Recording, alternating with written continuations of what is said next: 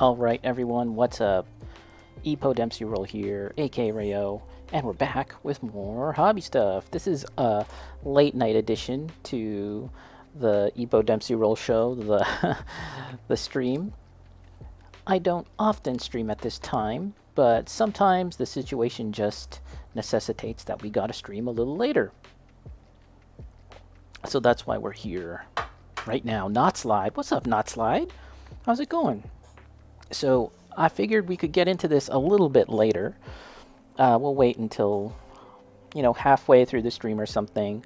But I did do a bit of shopping at the hobby store. Me and Night Trap, we went over to Trinity Hobby as well as a Games Workshop and just bought some stuff. Oh snap! You got the Gengar here. We're Gengar buddies. Whoop whoop, Gengar. It's pretty sweet, don't you think? I like that he has alternate mouths. That's kind of fun. Yeah, I just picked this up today, and it was kind of Night Trap's idea for me to pick this one up. I was like, well, I feel like I want to get something, but I don't want to get anything necessarily too big right now, just because I have a feeling that within the next few weeks or so, there might be something that I actually want, or at a store or online, and then I'll pre-order that then. But I did want to get something, because actually, I only have one model kit in my backlog.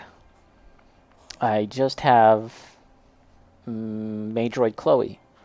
And as far as plastic model kits, yeah, that's it. So I got this, and I can't imagine this taking too long to build. Could I possibly even finish this today? Maybe. But yeah, we can take a look at some other stuff that I picked up a little later. And it was mostly supply based. I mostly got, some supplies, some stuff that I needed, like sprays and top coats. And I ran out of my top coat, and here's Ritsuka. She's almost finished. Basically, all the parts that you see here are ones that I've sprayed with top coat, and then I ran out of top coat, so we had to go out. That was basically the main reasons to head out and pick up more top coat stuff. And yeah, I got a bunch of stuff like that. So, I guess we should get started, right? Let's go. Mission start. Oh, let's get that mission start on. Might as well.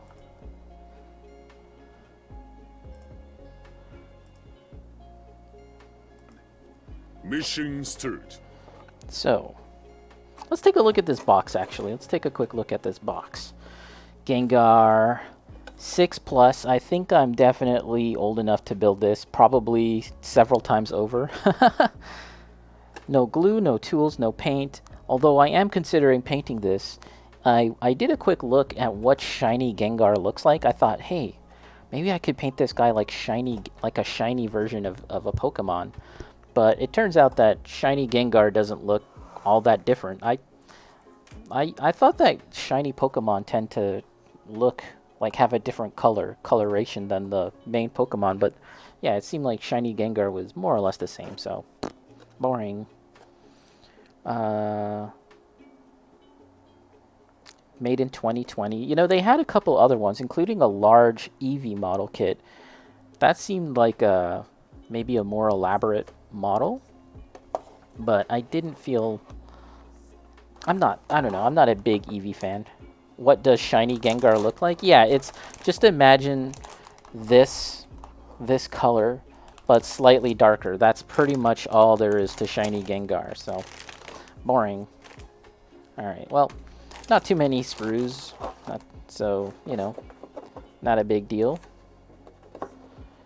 I think that the eyes are stickers, or that you can use stickers to change the eyes. Yeah, so yeah, there's stickers here. Let's take a quick look at the instructions.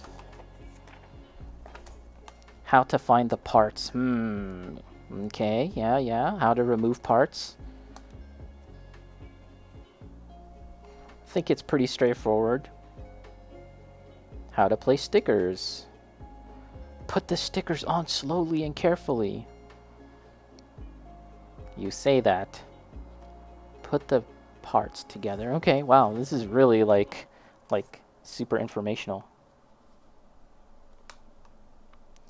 If you want to get into sculpting, you could turn it into the weird evolution.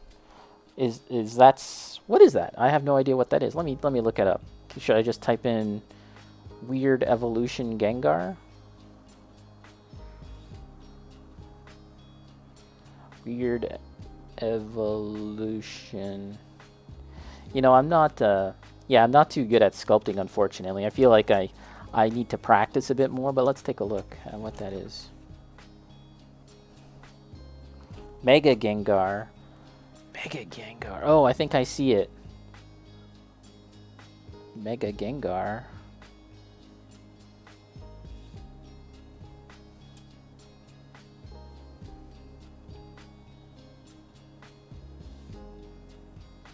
Yeah, you know, there was a bunch of other ones at the store. They look pretty cool. But at the end of the day, I was like, let's just go with Gengar. There was Mewtwo, Eevee. Oh, full color instructions too. That's kind of neat. Alright, well, this is fairly straightforward, more or less. So let's just dig right in. And yeah, I'm not really sure how long this is going to take, but let's see. So let's, okay, Ritsuka, you're going to have to move aside a bit. Let's make some space here. And my painting stuff, won't be needing any paint today. Yeah, I figured before we jump into another big kind of set, for me that is, you know, I'm sure it's not that big, like say Maidroid Chloe. Figure let's just crack into this. Let's do something a little more simplistic, you know?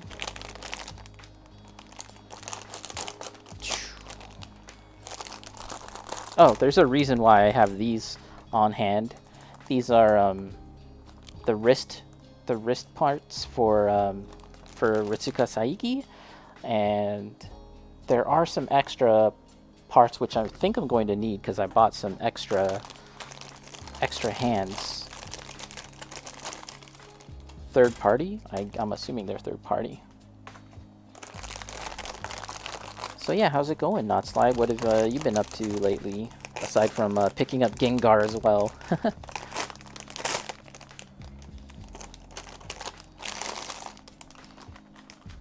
Alright.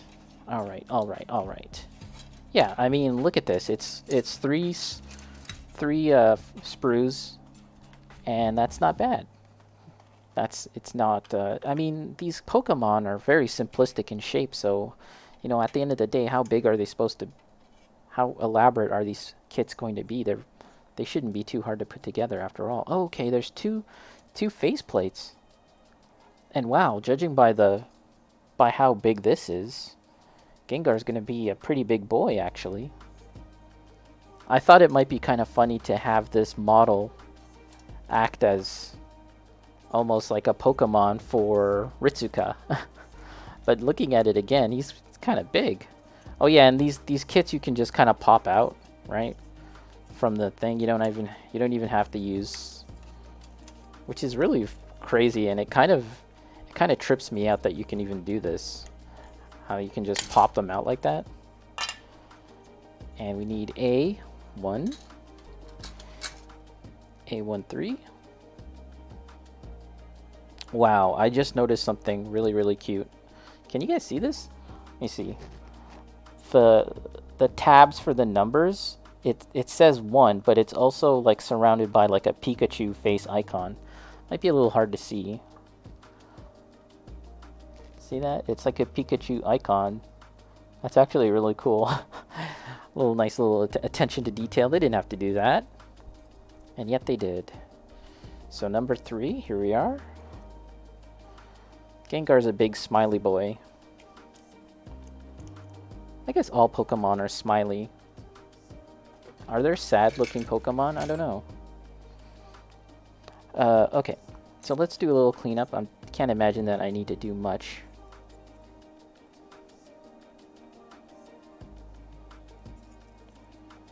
Yeah, so if the Pokemon was, if the shiny version was something actually unique looking, then I could have painted it. But because it's not, I don't know. I don't know if I'll actually end up painting this because it'll just be the same color anyways. I'll think about it. It's just a big round purple ball.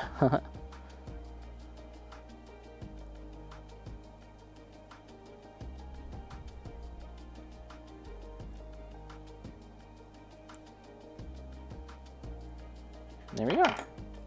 Nice and clean. There we go. There we go. Look at that. Big smiley teeth. We live in a society. B2. Let's try and actually clip this out. I mean, it's not really necessary. And some parts are just falling off.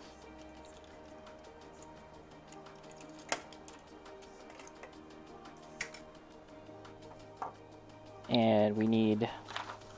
Now let's get the... Just get the instructions on screen here.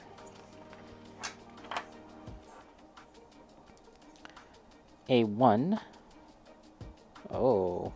We need 2 white parts.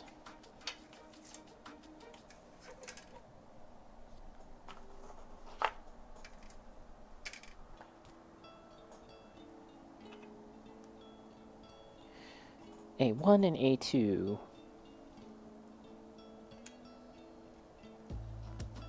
It's like a palette cleanser. It's like a model building palette cleanser. Excuse me, sorry about that.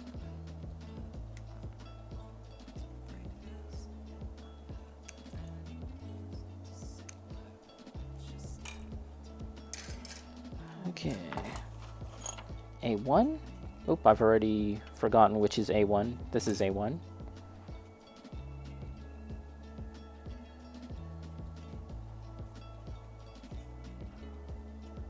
Yeah, so... I mean, I guess a lot of...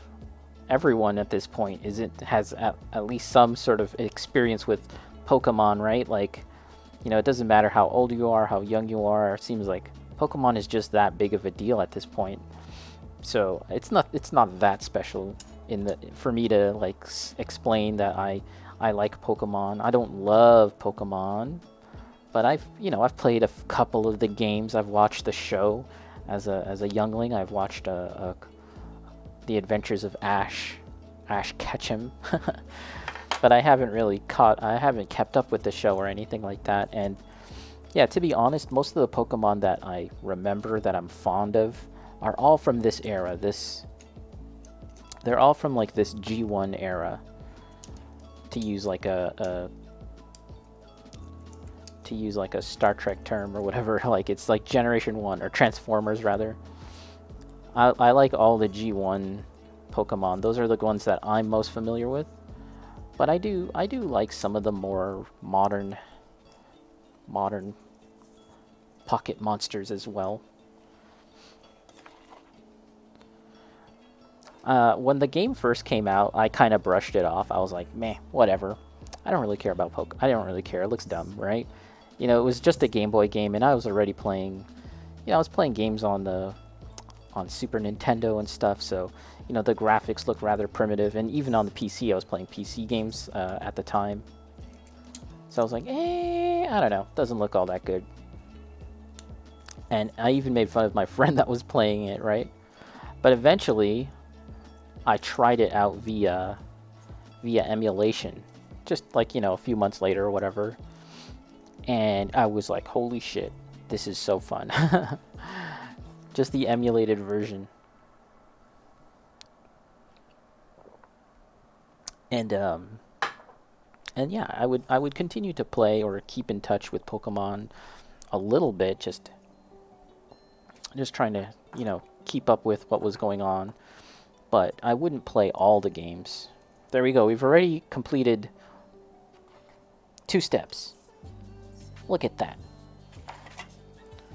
So now we need 2 Look how big all these parts are. It's kind of funny to see all these parts and they're so large. Yeah, I think we're gonna be able to finish this today, guys. We'll see.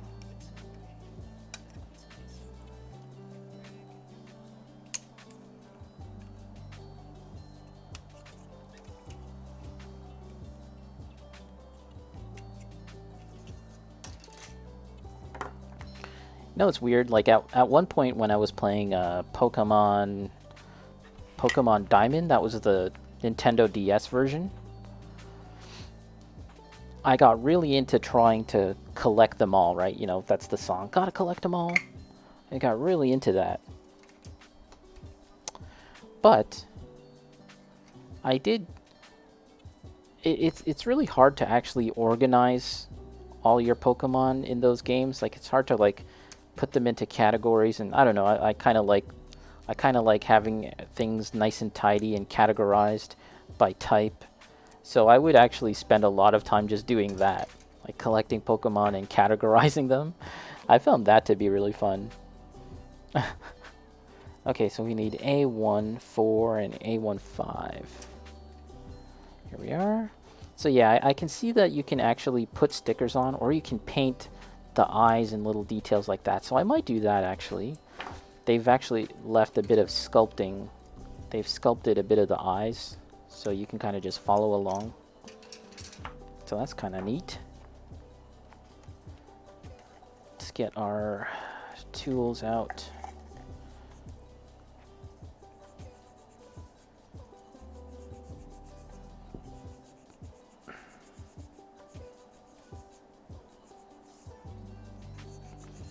Yeah, so we hit up 2 hobby stores today.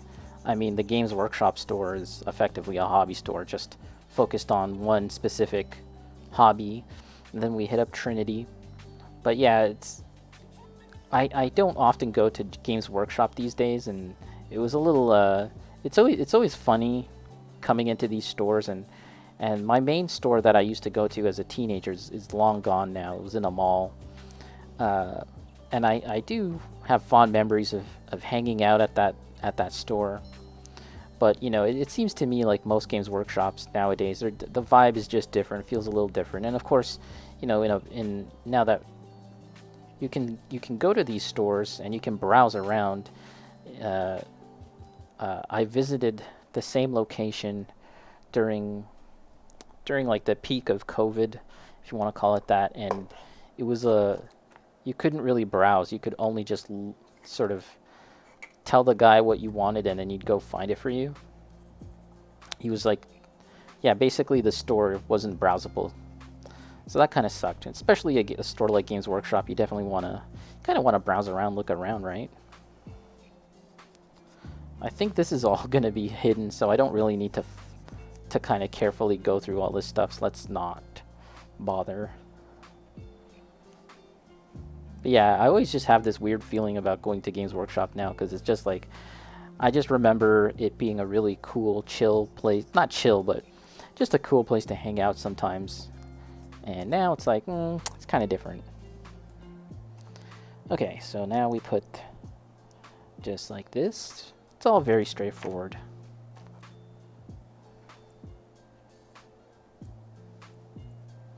You know, Pokemon came out, and then of course there was all these imitators that were kind of chasing the Pokemon fever, right? And the most direct one would have been Digimon, right? Yu-Gi-Oh! Was a thing too, and Yu-Gi-Oh! Is still very, very popular. But the other one I'm thinking of was like Digimon, right? And it's interesting that Namco, or rather Bandai, have a line of Digimon models as well. However, those models are like big boy models.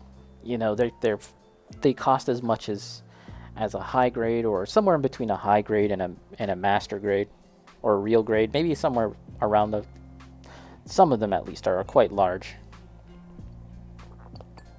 And they cost accordingly. And they look really cool. And I was actually kind of tempted to pick one up today too.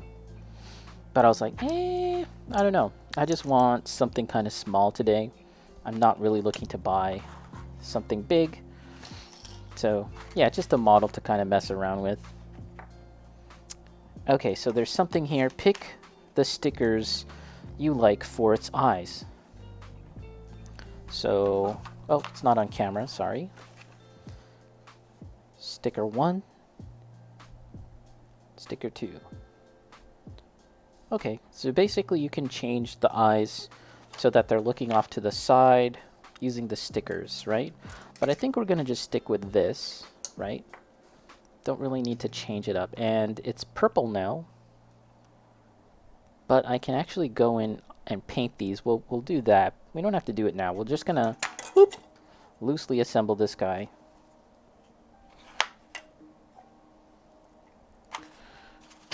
Okay, here we are, next part. We're already on step 3, guys. This is a speed run. Pokemon building. Hold on. Did I skip a step?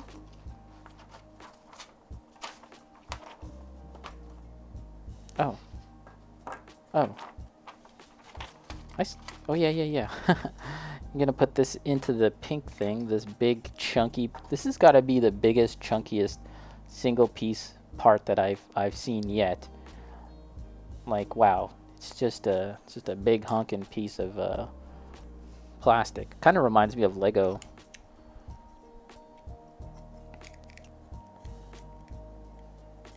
It's gonna go in just like this. Yep, pretty straightforward. Ta-da! Okay. And now we need spiky parts. Reminds me of Sonic the Hedgehog. Some Sonic spiky bits. Wow, this guy's gonna be kind of big, huh? I didn't think it was gonna be that big. I thought it was gonna be like kind of small, but interesting. You know, actually the Magikarp kit, which no, they didn't have it in the store, but I have seen a review of it. I think I saw it in a different store. The Magikarp kit is huge. Like, why did they make him so big? It's just a Magikarp. Bizarre. But yeah. If anyone wants a big fish Pokemon, there's a model kit for it. For some reason. Okay, let's just do a little... Actually, let's wait till the whole thing is assembled and then we can kind of address some of these areas. Well, stuff like this, I feel like I can clean that up now. Shouldn't be too hard.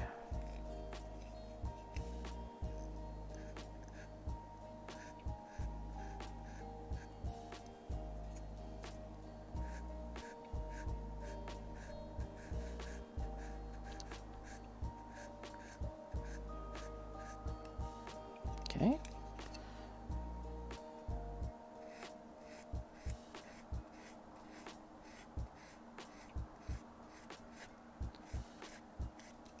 So, I wonder if... I don't know if I'll stream tomorrow, but if I do, I might play a game. I'm constantly threatening to play a video game. But I haven't done it lately. Well, what was it, like 2-3 streams ago? I'm pretty sure I played a game. But I'd like to do a game session every week at least. It's just, it just hasn't really worked out for me. Okay. It's a big boy Gengar.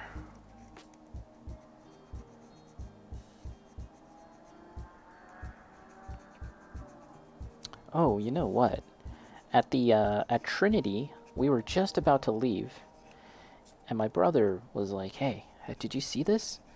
And you know, I was literally just about to head out the door, but he called me back to look at the display case, and in the display case, they had a Sosai Shoujo Teian sort of diorama dollhouse kind of setup, and I was like, damn, that's what I want to do. I would love to make something like that. Not a full dollhouse. It wasn't a full dollhouse. It was basically like 2 rooms. One was like a living room, and then there was like sort of like a outdoor backyard patio type situation, and it looked really nice actually. It wasn't built. I don't think it was built in store. It was built by, one of their customers who just they let him showcase his really really nice work, and yeah, really cool. So there were books and tables and like a TV, everything. It was really nice. And I don't know if this person who built it, I don't know if he built it all himself or did he source the furniture and the accessories from Etsy or any other place like that. But it was just really really cool. I really enjoyed that. But the reason why I didn't even notice that, right, was because it was actually at the very bottom of the display case. I was like, come on. You're putting this guy's nice work all and just lingering at the bottom. No one's gonna notice. I mean, like, I get it. It's kind of unusual, relatively speaking, compared to everything else that you would find at like a hobby store, right? Compared to your typical Gundams and your Gunpla, compared to stuff like that. It's kind of different, but still, I think like if you have people coming into the store that aren't normally into this kind of hobby, and they think it's not for them because they see that it's like primarily big robots and stuff like that, and then suddenly they see something like the Sosai Shoujo Teien display thing, maybe they'll be like, hey,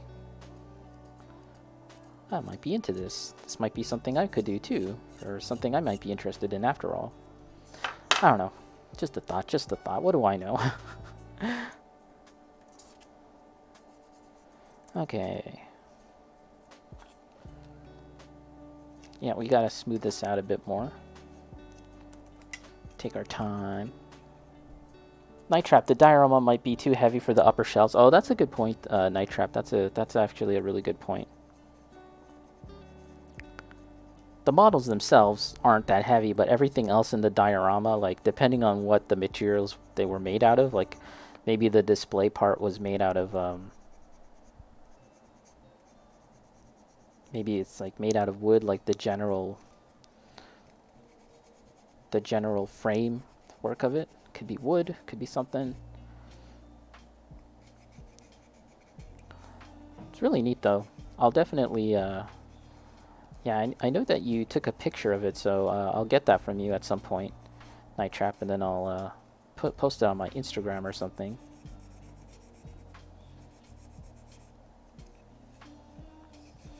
I noticed that the builder of that, he had Madoka and Aoi. Gosh, I don't know how to say their names, but yeah, but he didn't have Ritsuka.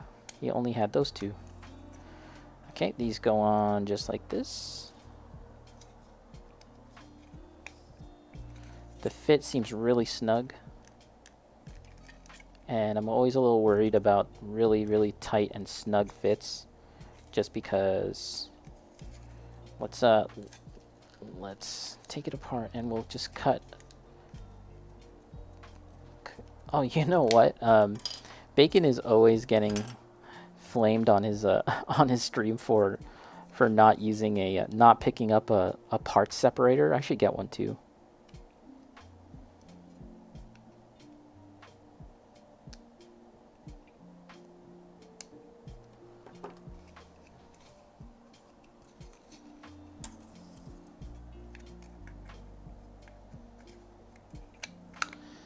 Okay, here we are. There we are. See, it put together really nicely now.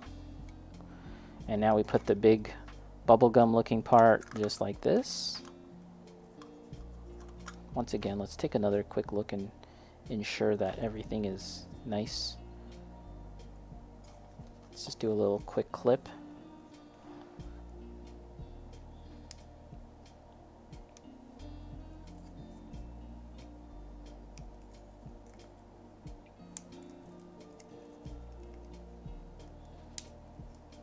Okay, there we are. I noticed that there's a little nub here. Let's try and blast this nub away because we don't want it getting in the way as we slide parts in.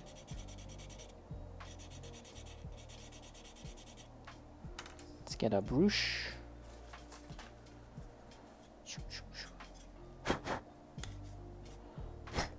Man, this is gonna be a chunky lad, chunky boy. Here we are. Looking pretty Gengi, Gengarish. Is that it? Is that in? Is that as in as it can go? Perhaps. Perhaps, perhaps. And we'll put a faceplate. Choose. What do we want? Goro, what is going on, Goro? How's it going? How are you today?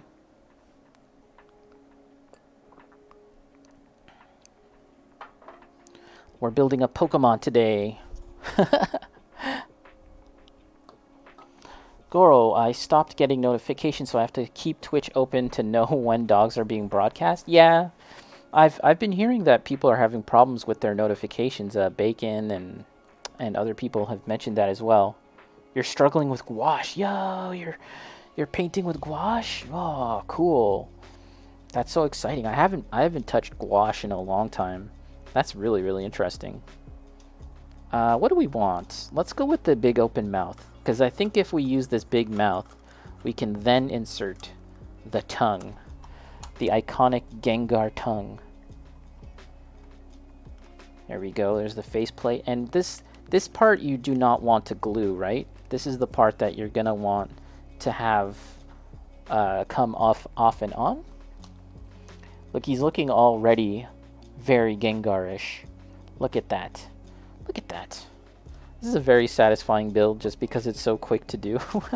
It's nice. It's nice to just whip something out real quick. That sounded a little weird. Alright, we need part number 9. Is this a work-related project, Goro, with the gouache? That sounds interesting. How do you find gouache though? It's to me it's just a very strange medium to work with, because it's not quite watercolor, it's not quite acrylics. The way it behaves is quite odd. But I don't know. I haven't worked with it in a very long time. And it's not like I disliked it. I just felt like it was... I'd rather use something else. Pretty much I'd rather use anything else other than gouache. But as in school, we did have to learn how to use it.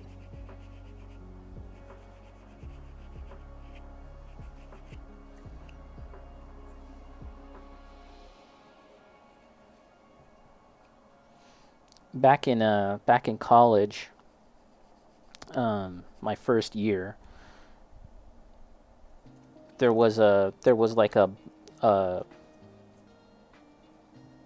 what's the word I'm looking for? Like a, wasn't a party. It was just one of those like nights where you can just hang out and stuff at the pub, right, after hours. Maybe it was like a first year frosh party or something. And I remember, I was a little schmizzy, a little drunk, and I got up on the stage, and I wrote on the wall. Yeah, they had this big like piece of, like, what do they call it? Like parchment paper, a big piece of butcher paper, and paints and markers that you could write on the wall now with. And I got up on stage and I wrote, "Oh my gouache," which was such a dumb... Yeah, Monaghan's. Yeah. The cage at Monaghan's. Yeah. I wrote down in markers or with paint, I wrote, "Oh my gouache," because that was just like a stupid in-joke with my friends. Because, I don't know, we had dumb, crappy jokes like that. And the security guy was like, okay, okay, you can get down now, right?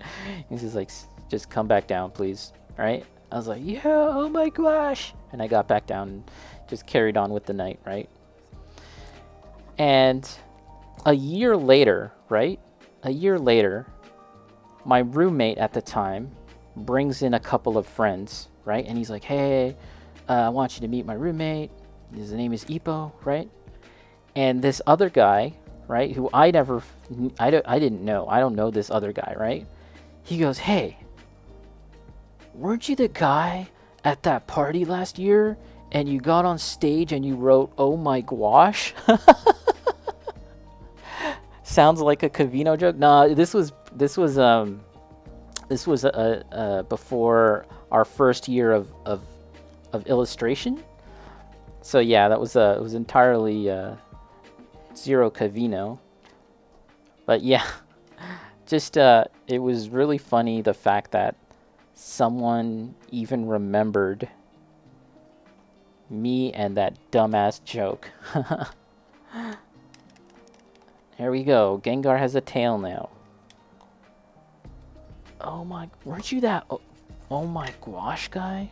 So the stage 6, guys. We're ready on stage 6. Check verification. Well, I think Goro wrote a little more.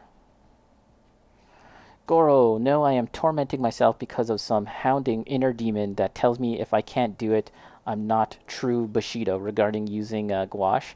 Traditional media is so much harder. I have looked for a non-existent undo button several times today. That's pretty funny. Yeah, and you know what? Gouache is kind of unforgiving in that sense. I don't know, man. I don't like a lot of other paints. You can kind of go back and try again, but gouache, nah, not really. Which is another reason why I'm not too fond of it. All right, so here we are. We're making good progress. Now we're on to the arms. Let's just keep the instruction booklet right here. Let's just keep the instructions right here so everyone can see the beautiful boy Gengar, as we turn him into a complete ghosty boy.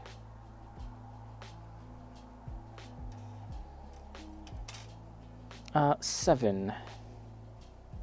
Doo-doo. Here we are, 7.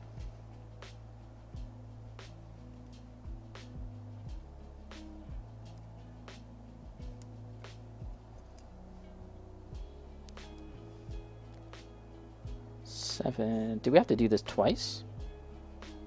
7, because there's 2 A17s. My gosh, this is his hand? It's a tiny little hand. It's a little baby hand. These are his hands, I think. So that's the underside, and where's the top part? Oh, okay. A16. Yep, this is 6. Yeah, we're gonna have to do this twice. Does it tell us to do it twice? Oh no. It's an entirely different step.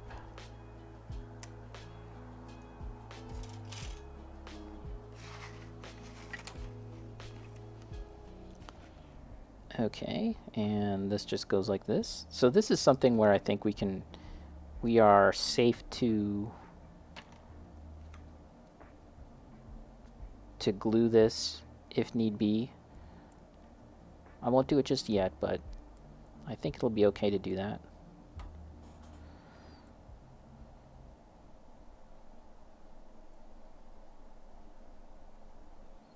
Gouache is also a kind of paint where I feel like it seems like many other styles of, many other medium, many other types of paint, whether it be oil paints, acrylic paints, even watercolors to some extent, they all have some kind of usage within the model building hobby, but it doesn't seem like I've ever really heard of people using gouache for model building.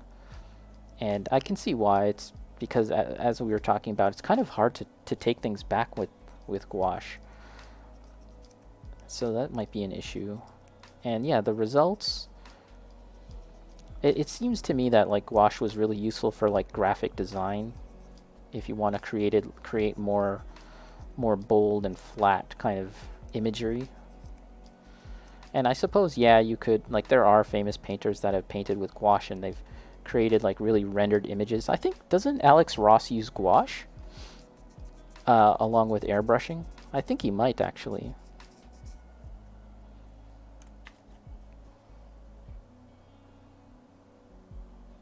Gouache and watercolors are water soluble. Water soluble, though, you need to make it unwashable, right? Yeah, so with watercolors, I feel like I've seen some usage of it, but now that you mention it, I'm not really sure when I've seen it, but I feel like I have seen it being used in some capacity, maybe for weathering and stuff, and then maybe you would just put like a sealant on top, right? So that you're not like exposing it to anything, and then you can work on top of it. Oh my gosh. You know what? You know what's crazy, Goro? so I've really enjoyed streaming and talking to other people that build models and stuff, and learning about how to use different media. Like in this instance, going to be talking about oil paint, right? And we did use oil paint in college, right? We had a whole course on painting and stuff and using oil paint. And yet, it was Kit Checker, who's a great model builder. He builds more like, well, he builds science fiction stuff, but he also has like paints us military models and stuff like that too. He was like, he dropped this bit of advice, and I swear they've never told us this in school. And I was like, boy, I wish I knew that back in college. That would have been pretty useful. He was saying, if you want to use oil paint, right, just put out some of the colors that you want to use on a piece of cardboard, and just leave it there for like half an hour, 20 minutes, half an hour, right? And what happens is the linseed oil in the paint kind of evaporates, and you'll see it stain the cardboard, right? And that's the stuff that actually makes oil paint take a long time to dry, right? So if you just do that, you'll be able to work with oil paint, and it'll dry in a matter of minutes, rather than like, several hours to like, several days or weeks even. To truly dry oil paint needs it takes a very, very long time. But yeah, I was like, wow, that's a good piece of advice that I wish I I knew back in college. Goro, I thought he used watercolor, referring to Alex Ross, but gouache is the preferred classical illustrator's medium. All those classic illustrations were often gouache, since the other dominant paint, oil, took forever to dry. Yeah, yeah. And I was just explaining. It's like, you can actually, there's actually a little trick to speed up that drying process. Isn't that crazy? Should try that someday. So A18.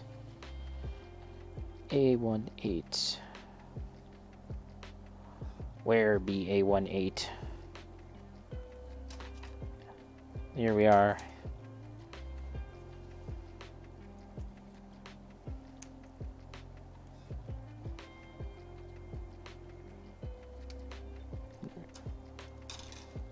Yeah, did Norman Rockwell use gouache? I'm, I feel like maybe even those Disney illustrators, the ones who came from a background of um, of storybooks, maybe they used gouache too. Like Mary Blair.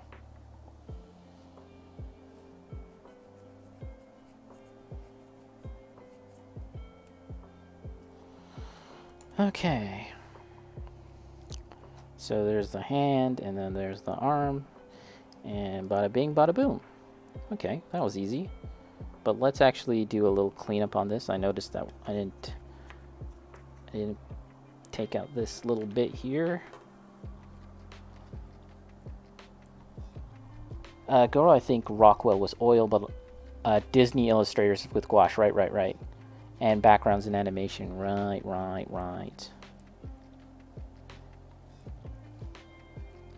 You know, it's a damn shame that Nelvana didn't become a more interesting animation studio. Do you know the story about all this? How like how Nelvana became what it is to that we know it today. Actually, I don't even know if they exist anymore. But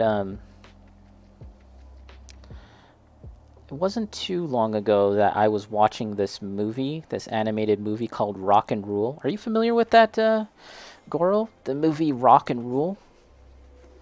It has Iggy Pop in it. He does the voice and does some songs for the bad guy in that movie. Go look up the poster for that Rock and Rule. Just type that in because the cover art is pretty awesome.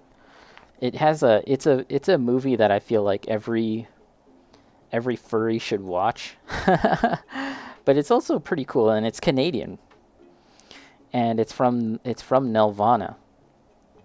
And these days, most people know Nelvana for Care Bears and a bunch of other kid shows and stuff like that. But prior to Care Bears, they made a movie, an animated movie called Rock and Rule, and it was this cool science fiction rock opera with anthropomorphic characters, and it was weird. It was dark at times. It was sexy. It had really cool backgrounds in science fiction, and it had science fiction designs. It had really nice animation for the time, and it was just really, really interesting. There's demons. It looks very Bakshi-ish. Yes, yes. I wasn't involved in that, but it does have a bit of that vibe. I'd say that the animation, there is rotoscoping in it, but not to the extent of a Bakshi movie and production. Yeah, there's demons in it, and it's just a really interesting piece of Canadian animation history. Sadly, for one thing, the movie suffered from a lot of like studio meddling, I guess. It happens. Oh, we're gonna put on this arm right here. Ta-da! Oh, it's actually pretty articulate. Nice. Okay. And for the other thing, it just bombed. It just bombed in the box office, right? Just because, I mean, how are you gonna market a show like that, a movie like that, at the time in the 80s? And it's just like, everyone is like all caught up in Disney type movies, and Western audiences. It would be 10 to 15 to 20 years more before Western audiences really got accustomed to animation that wasn't just intended for kids, from anime and stuff like that, right? So it was actually kind of ahead of its time in that regard. And yeah, so not too long ago. Oh, the other thing was that a lot of the footage from that the other reason why we don't hear about it too much these days is because a lot of the footage from that movie, the reels and stuff, burned in a fire before it could get like digitized, right? So a lot of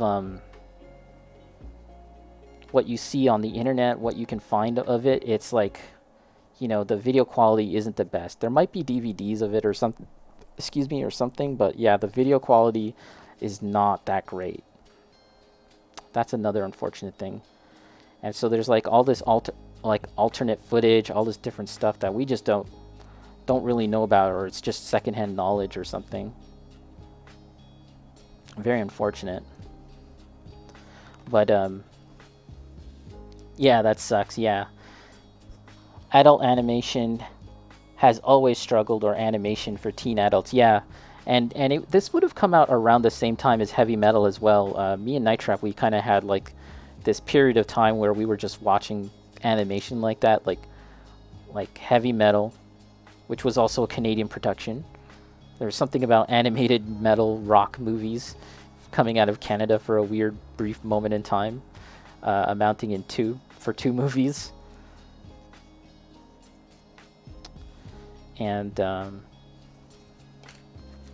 And yeah, so we were watching this stuff, and I remember tweeting out like, "Man, I just watched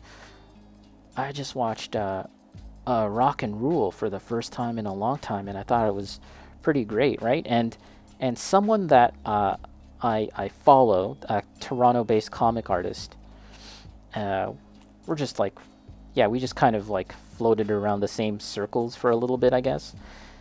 He was like, "Hey, my mom actually worked on Rock and Rule as a background artist or something like that." And I was like, "Dude, tell your mom she's awesome for one thing, and that is so cool. That is like that's just such a cool little piece of history, you know?"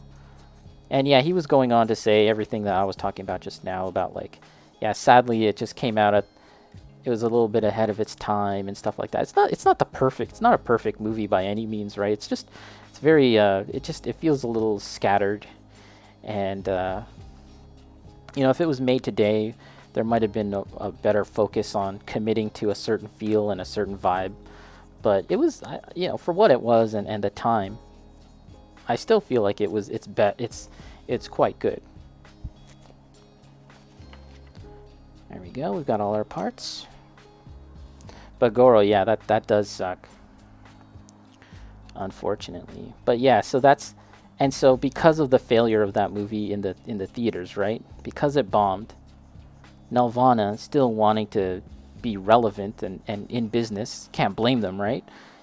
They're like, okay, so we gotta make a new direction. We gotta do something else with with our with the kind of animation that we create. We gotta do something else, right? And that's something else. I don't know if it was right after, but not long after, at least, we got Care Bears. And yeah, that's the rest is history. Like that would become the direction of Nelvana for years to come. They would just make kiddie type shows, and they stayed in business. I don't even know if they're in business to this day, but they stayed in business for a good long while. So good on them. But I mourn for this alternate reality that we are not in, right? Where Rock and Rule actually performed super well, and then Nelvana just kept on going and pursuing this direction of making like kind of more mature animation, and to the point where Canada became like, like not maybe not the Disney of the North, but like some sort of animation powerhouse, like some sort of significant player in making mature animation. That would have been really, really cool. But we don't live in that timeline. We live in the Care Bears timeline. How do we jump timelines? I need to jump the timeline. Then again, there's probably a trade-off. Maybe the lizard people have taken over planet Earth. I get that one little thing going for me, but then yeah, like planet Earth is dominated by lizards or some crap like that. It's a trade-off. Take the good with the bad.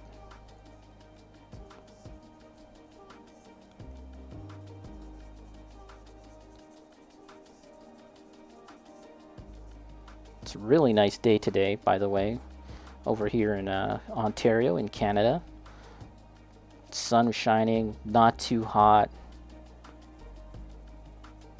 Bit of a breeze. Really nice. Really appreciate weather. When the weather is good in Canada, you kind of have to take a moment and be like, nice. Because it's coming.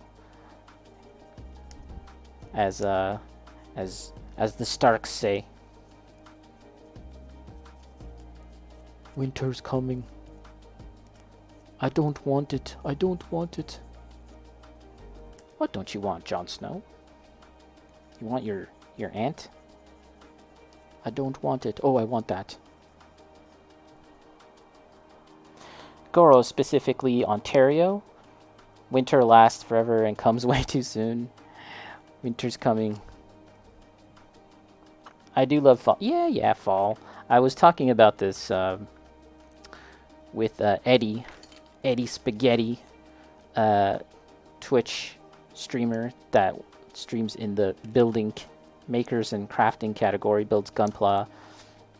Really nice guy, really positive guy. You'd probably really like him, Goro, actually. But yeah, he was saying that he lives in the States and he works in Vegas. And he was saying that the Bay Area would be good if you want to live in perpetual fall or springtime. But of course, it's like quite expensive to live there.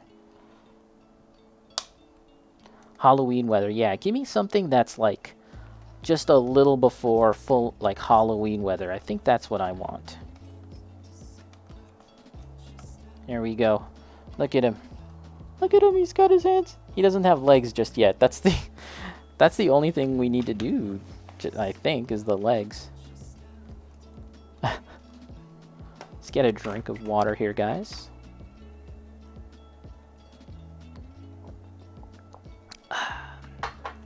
Today's beverage is chrysanthemum honey tea. I've never had this before, but it was on sale.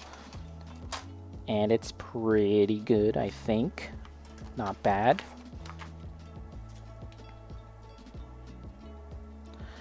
Goro, am I going to add some battle damage or weathering?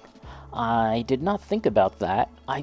You know, as far as battle damage go, make it the Nolan version, the Nolan verse of Gengar. I was thinking about painting it an alternative color scheme, but when I looked at some of the official alternative color schemes, it didn't really seem that interesting to me. So I'm thinking about it. The word is still out on it.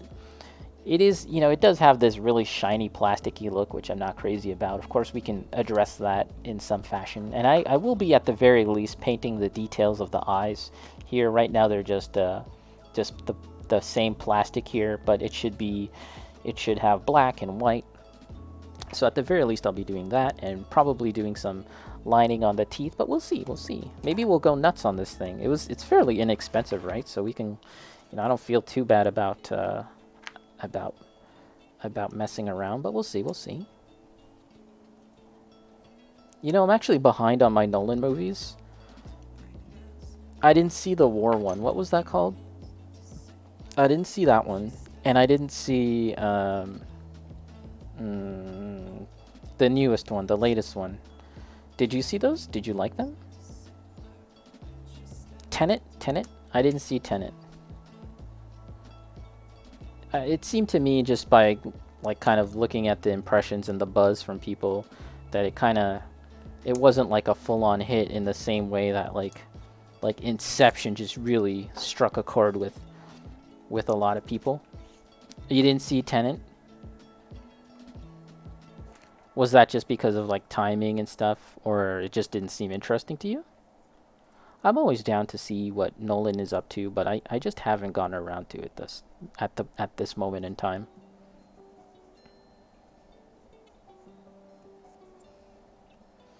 I wouldn't mind it if Nolan kind of stripped things back and made like a more low budget, less visually ambitious movie. Do you know what I mean?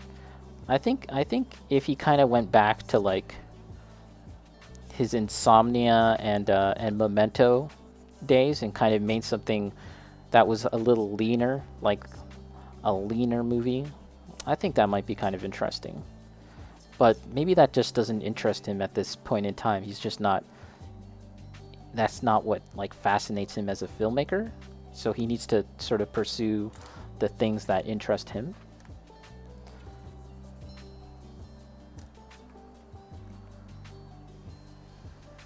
You did see the war one. It was good, but not my favorite one. So, your favorite war movie or your favorite Nolan movie? You know, around the same time, maybe within a few months or something. 1854. Is that what that movie's called? Do I have it on me here right now? The DVD for it. 1854. That movie came out, and that movie was awesome. Have you seen that one? That was really great.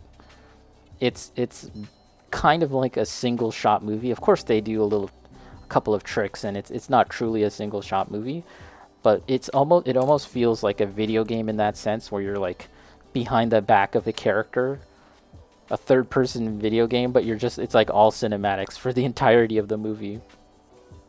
You never get control of the character. But it's really interesting. 1917. Yeah, yeah, yeah, yeah. That's a good movie, and I don't know. I don't know if Nolan's war movie that came around. Thank you, Night Trap, for the. I was saying it was 1849. I don't know. I'm bad with these numbers.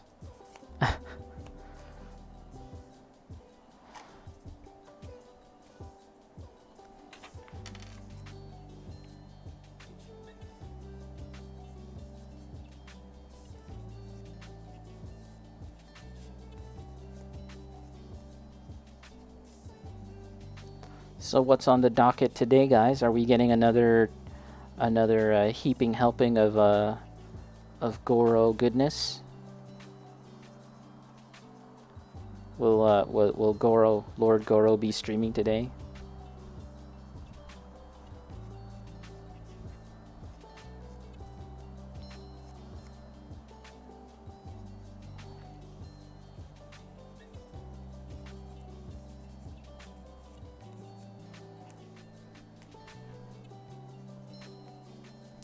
Oh, you know what, Goro, by the way? I wanted to actually message you about this, but I was out all day and I forgot. So now that I'm here, I can mention this to you.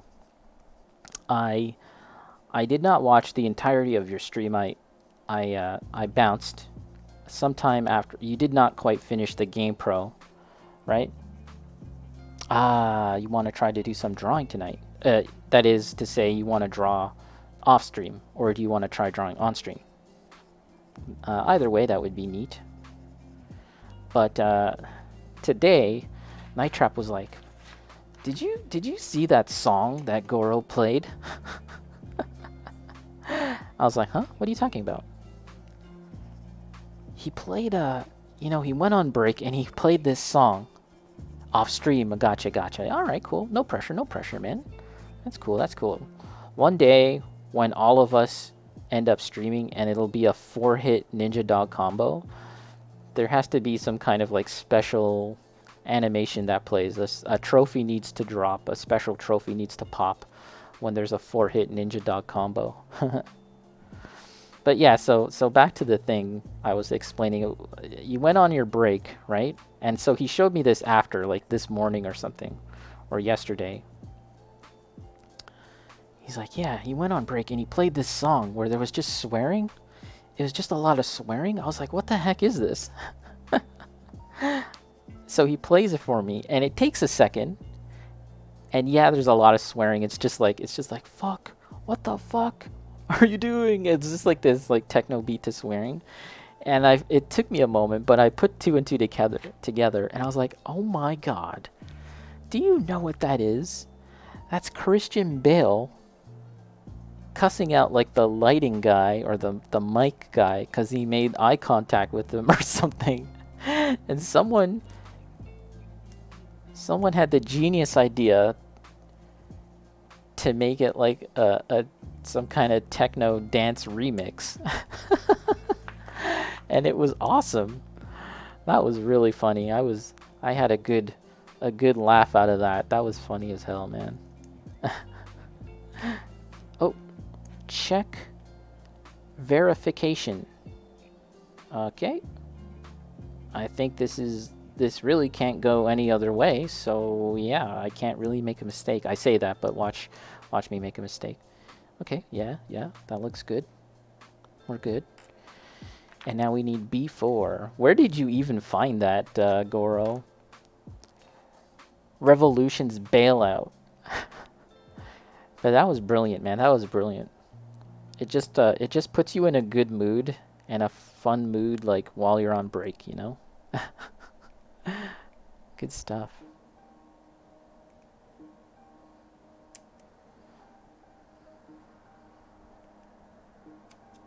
Do you got any other bangers like that to play on your breaks? Because I would like to hear more funny shit like that. That's so funny.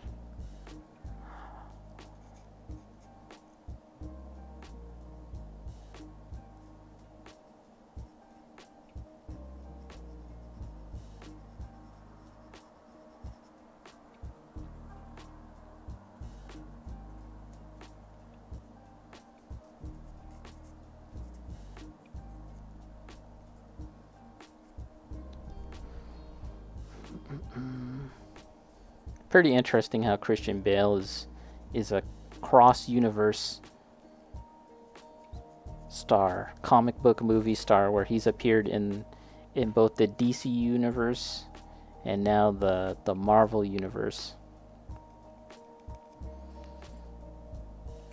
Willem Dafoe is also part of the club, the cross universe club. Idris Elba, yes. Who else? Michael Keaton.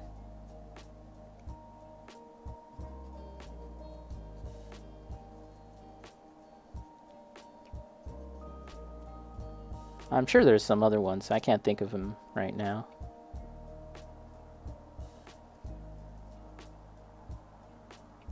Andy Serkis. Wait a second.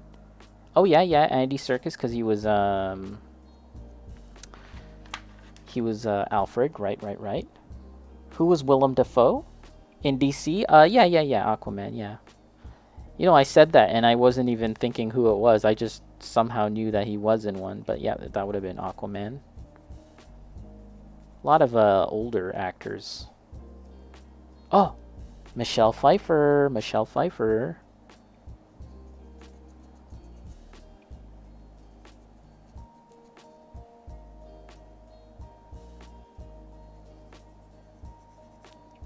I mean, why not? Okay, we can probably put this together now. Let's do a little short clip so we can possibly disassemble this if necessary.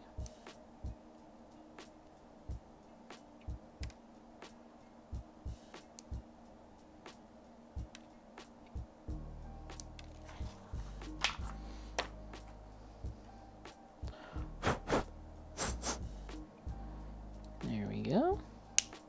Ta-da! Line up the stickers with the shapes. Oh, this is a little awkward. Let me see this. Okay, they want us to put a sticker on the bottom of the foot. But you know, I don't think that's gonna look good because a sticker is flimsy and it's gonna kind of bend and wear off over time, especially because it's only making contact with this very small area here. So I think what I'm going to do is fill that with putty. Maybe we'll fill that with putty. Or maybe we can make some sprue glue and fill it with that. That would be quite a bit of sprue glue.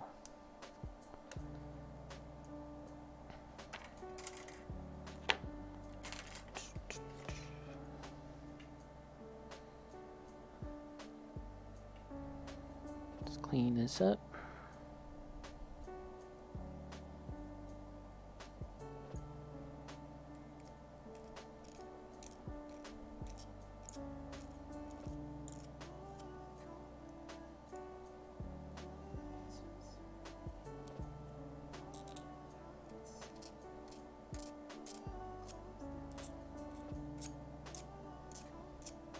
So this week, there's going to be some sort of Sony State of Play. I need Mojo here or Bacon to tell me if those are the big ones that I should actually care about, or are those the smaller ones that are just kind of like, meh, who cares? Are those the big ones or the small ones? Should I be excited or not? Look at his stumpy little legs. Aw, he's got little stompers.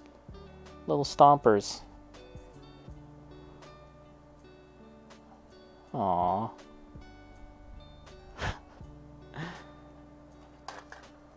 Just jam it in here. Boom. Look at the articulation of this leg. There we go. Yeah, if you want him sitting down, you would probably want to then do something about his foot, whether that be the sticker or something else, because it doesn't look really nice just like that.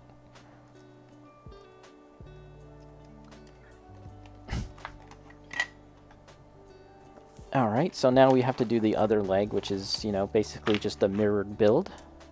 Let's just get all these parts out. And we'll assemble this guy, and then we'll take a break, and then when we get back from break, we can just quickly go over some of the stuff that I bought at the hobby store.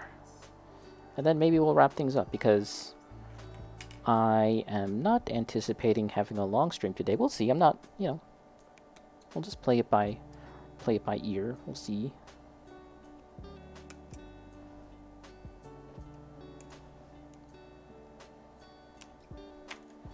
Go, go, go, go.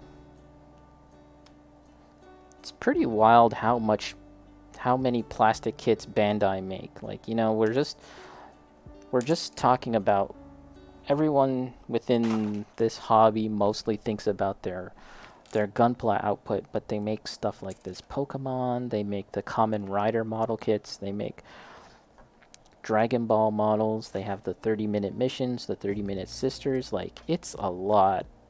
They make a lot of stuff. And I mean, it's successful for them. And it's also pretty crazy to think that this is just one aspect of the overall business for Bandai, or Bandai Namco, right? Because then they make video games and all of that stuff. It's pretty crazy. And then they make the Star Wars model kits, which are pretty nice. You know, they look pretty nice. Night Trap built the Mandalorian, and that looks pretty nice. And I was watching some reviews of the other Star Wars kits, like Vader, and they have some kind of really special technique for their printing of the faces, how they do the faces. So you don't actually have to paint anything. It's all done for you. It's just really interesting stuff.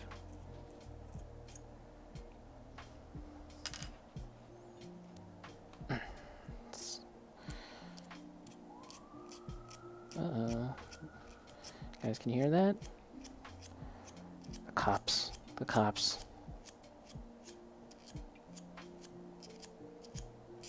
And again, we can kind of go over all of this stuff and make it look a little nicer, but I'm, you know, a little lazy, and I'm kind of eager to see how this looks assembled, so we'll kind of do a basic job and clean it all up and make it look nice later.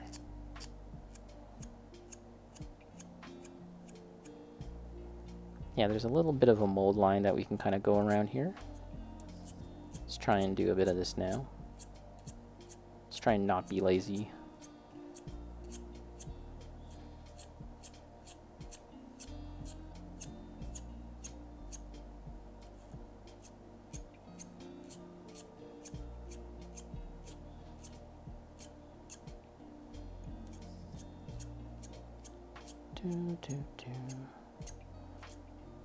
You know, I have 3 lights just directed at my hands right now at this table, and I can feel the heat a little bit. You know, I guess that's just one of those streamer things. I know that some people just like have a fan going off to the side, and you know, I don't even have like gigantic lights beating down on me, but nevertheless, it's still hot. Hot.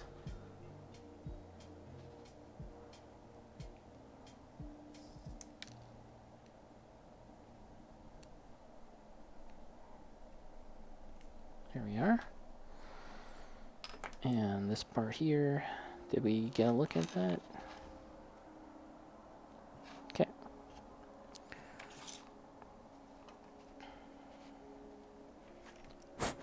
Gotta make sure there's no particles, no dust.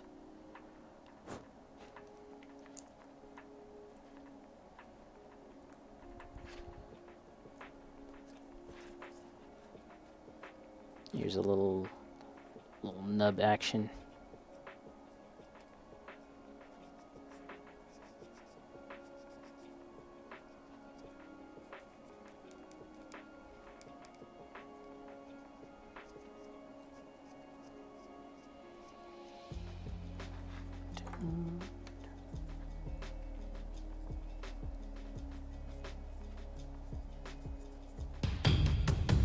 Oh my, oh my. It's Kentuan with the subscribe. Kentuan, thank you for the subscription. 3 months in 3 months. How's it going, Kentuan? What are you up to these days?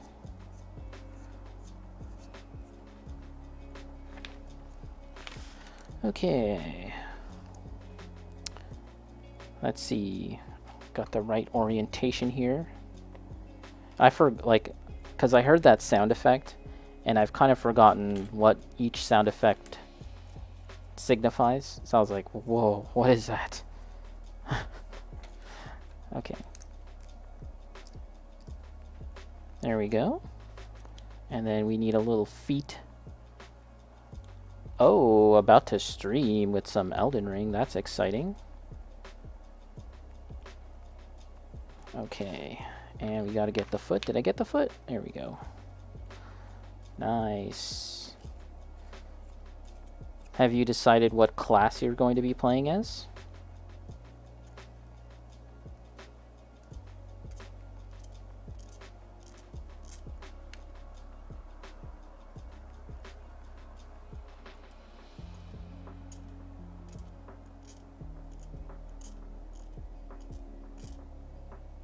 Yeah, so there's a little mold line on the feet, but we will definitely take care of that. Not a big deal. Sorry guys, this is not quite on screen.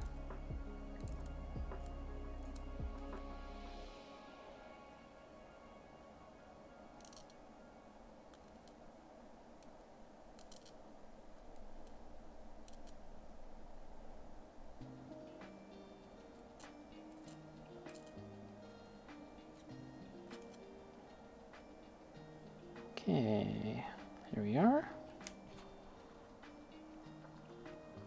Retch first and then decide what I want to do during the game. Oh, okay.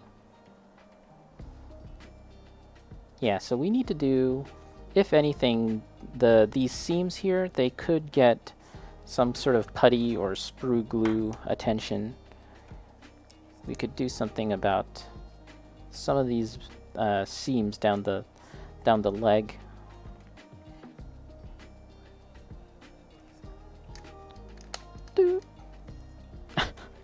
Okay, so we have just the tongues left for good old Gengar. Well, here's the big-ass tongue, which is really funny to me. Is this... Oh, I was gonna say, is it made from a different plastic? It's not. I felt like maybe it was kind of more rubbery or something.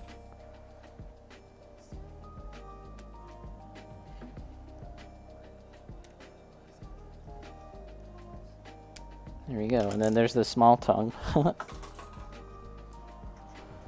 Let's get a drink of water.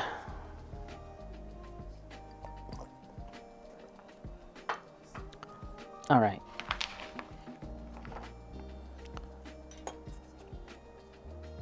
Let's see.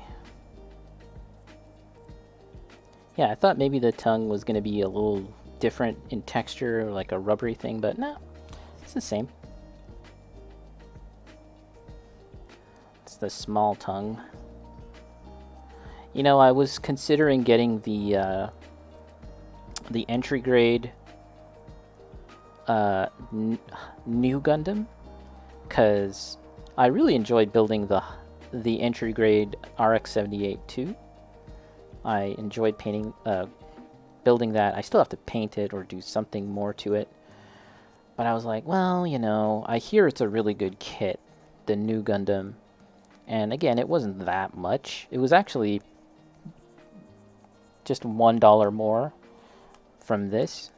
And I was like, well, I already built a Gundam, so I don't really need to build another one.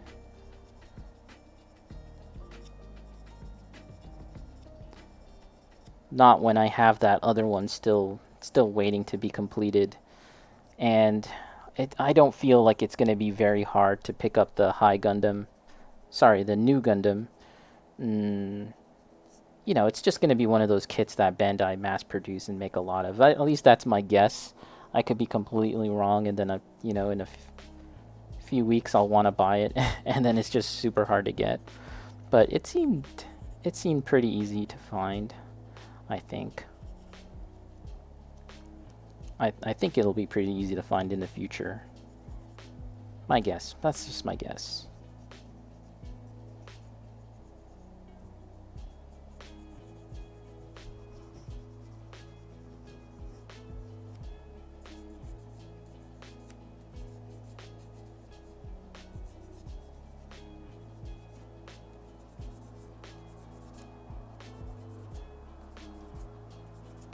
There you go. And I don't think I need to do any higher grade than that. Let's see. Oh, there's the tongue itself. This part's going to go in there. Let's take a look at this. So here we are again with another little issue with the tongue, where the underside of it it's hollow, right? There's no detail on the underside, just on the top. And for the most part, that probably isn't going to be a big deal. Let's see. You just stick it in here, right? Yeah, so it's not like you're going to even see the underside of the tongue. So that is fine. But if I want to remove this and put this here again, the same issue where the underside of the tongue is hollow. So if you're posing this guy, lurk away, Cantuan. I will try and check out your stream a little later if you're still going on. Thanks for dropping by the way. Right here. So yeah, you're just gonna have to be aware of posing this guy, that you don't kind of pose it where the tongue is kind of like exposed. But there we are, guys. There we are. It's Gengar. Who's that Pokemon? Gengar. As far as being a quick little build that I could whip out and get it done, a little palate cleanser before we move on to something else. This was pretty fun, and we can.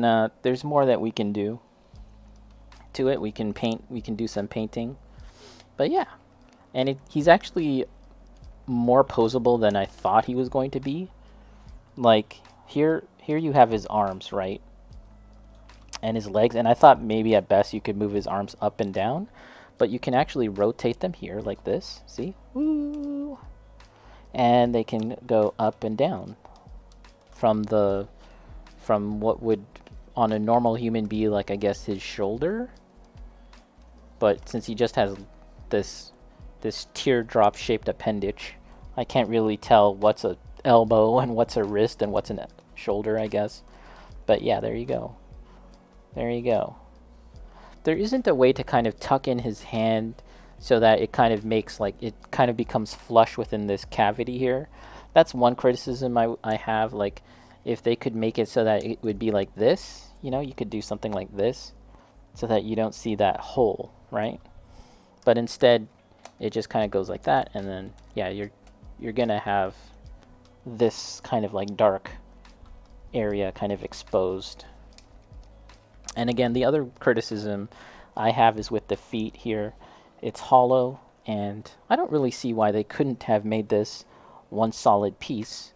I'm assuming it was a manufacturing kind of issue, or maybe they felt like this was the easiest way to make a single piece for the foot, because this is intended for kids age 6 and up, right? So they didn't want it to make it too difficult.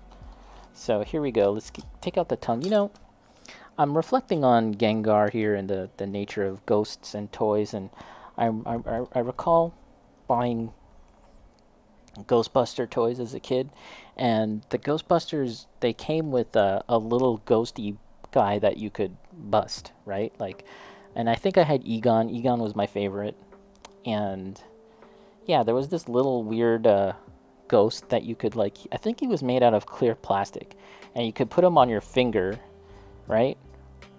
And just kind of like wave him around like that. And I think he had like a sticking out tongue. Well, I guess a lot of Like, of course, a Slimer had a sticking out tongue.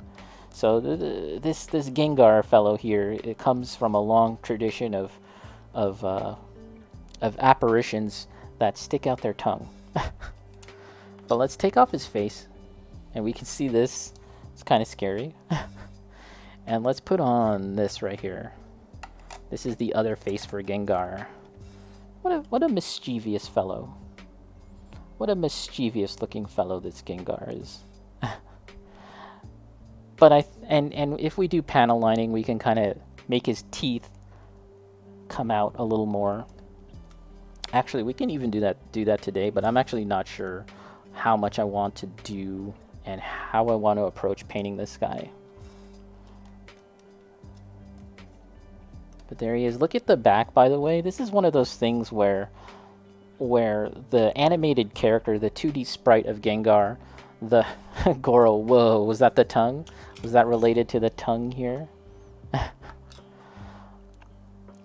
This back here reminds me of Sonic. Once the Sonic games decided that they wanted to show the character from different angles rather than the normal spiky look from the side, they were like, how does he look from behind? And you know, this reminds me of that. They had just like these evenly spaced out spikes. I don't know. It always looked weird seeing Sonic directly from behind like that, and you have all those quills of Sonic or whatever just sticking out like that. That's just one of those things where they had to figure out something. Here, let's put that back to tongue. I like the tongue the most. The tongue is the most humorous to me. There we are. Look at that, baby.